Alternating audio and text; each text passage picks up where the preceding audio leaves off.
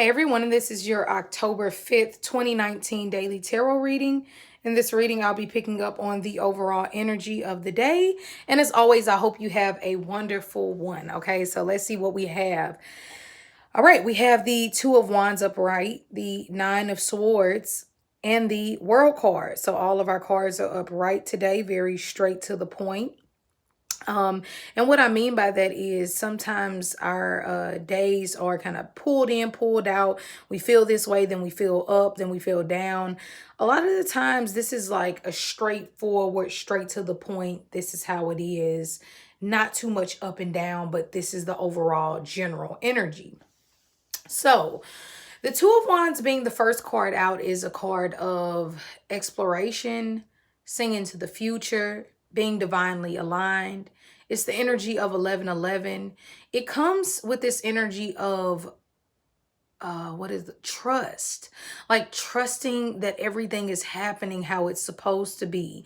And that can be hard. You know, we just say, oh, trust that everything is happening just as it should be. But that's not the easiest thing when you have life issues. You know, it's not the easiest to be that in tune with the universe and knowing that it always supports you versus lets you down. But the Two of Wands promises this door of opening, opening of higher consciousness, opening of communication when it comes to what you passionately believe in. So this is definitely a card of alignment. It's very, very positive. It's all about being able to see it before you actually have it, visualizing what it is that you need. And so by doing this, it aligns. And for a lot of you all, this lineup can be a marriage or a ceremony or a divine union coming together in some way. It's really a beautiful energy to have. I love the Two of Wands because once we have something that we believe in and we really start putting the energy behind it and building up that momentum, it really gives us the outcome that we ultimately desire. The next card we have is the Nine of Swords.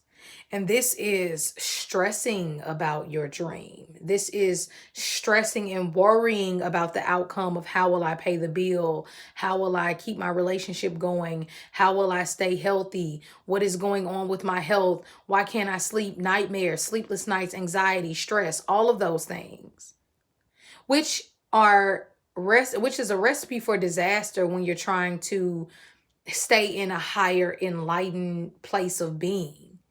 And the Nine of Swords is saying that, you know, life is not always this happy experience every single day, but worrying about things that haven't even happened yet just causes even more stress on your mind and your body.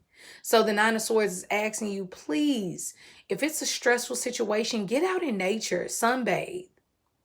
If you're having a stressful situation that comes up, maybe tonight you might want to take some sleep aid, okay? Maybe something, and they have natural sleep aid or whatever you want to take to really calm yourself so you can get a good night's sleep. Because if something has you worrying and stressing about it, you have to either let it go.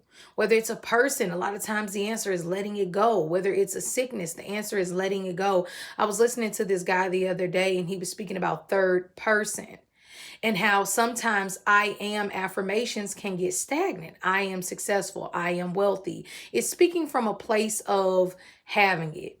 But he was saying that it's better to speak from Crystal's business is constantly growing, third person pretty much. Crystal's love life is constantly expanding. Crystal is a millionaire. Crystal makes over $20,000 a year. Speaking in third person to keep it open and in flow. So with the Nine of Swords, you want to do things like this. You want to focus on getting your mind in the right place because the Nine of Swords can have you stressing out about things that haven't even happened yet. And it takes you out of alignment of what you're trying to create. Okay. Also, don't let anyone else's stress become yours. It's okay for us to feel for our partners, romantic love interests, friends. But like they say, have empathy for a person, but never feel bad for anybody. Because by feeling bad for a person, you are embracing and endorsing that energy within your being, whether you realize it or not. Okay, the next card we have is the World card, saying we will come to some major conclusions today. The World card, like I said before, is a marriage card too. So for some of you all, make sure that you're not trying to push marriage so hard that you're stressing yourself out or stressing about, will I ever be married? This is also a trip. Some of you all who are traveling today, the energy is good, but you're going to have something that's going to stress you out during this travel that you weren't looking forward to. And that's okay. You know, it happens. So with anyway, the World card is about expansion, seeing beyond your situation. How often do people go to like third world countries and realize how blessed they are?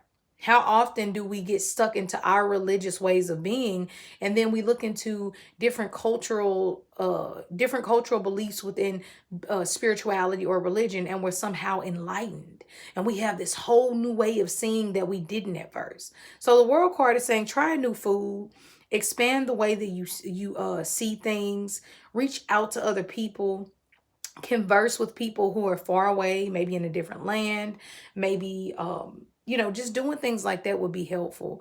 So yeah, I love the World card though overall, because sometimes we need those conclusions. And today, if you play your cards right, this can be a conclusion of ending anxiety for yourself, ending sleep paralysis for yourself, any of those topics. Okay, so just keep that in mind, you all, and I hope that you have a beautiful, beautiful Saturday.